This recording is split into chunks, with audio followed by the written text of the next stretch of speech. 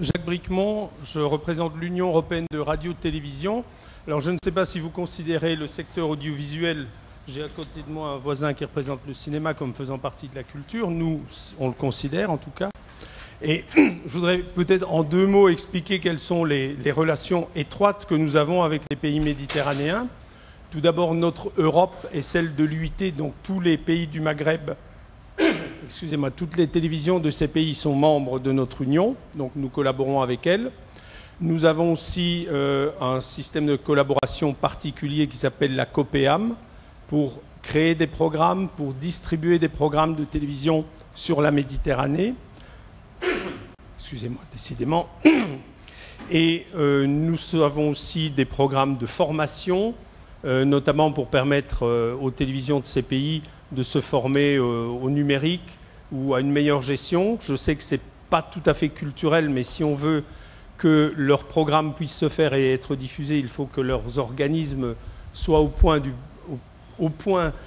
sur le point de vue de l'organisation et de la gestion. Nous n'avons pas toujours rencontré auprès de l'Union européenne une oreille très attentive quand on leur propose de collaborer avec nous pour améliorer cette aide aux télévisions de ces pays. Mais je pense que c'est un exemple de coopération réelle qui existe depuis très longtemps, de façon à permettre aussi que, par exemple, des œuvres de ces pays soient diffusées en Europe. C'est ce que fait par exemple Arte ou TV5. Il y a des horaires qui sont prévus pour les programmes méditerranéens, parce que comme vous l'avez dit, souvent c'est un peu l'inverse, c'est nous qui arrosons largement ces territoires.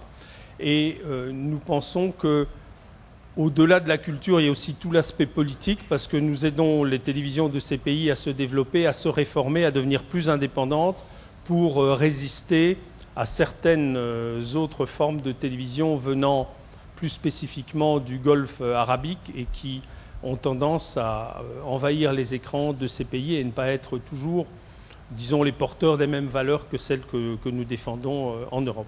Merci.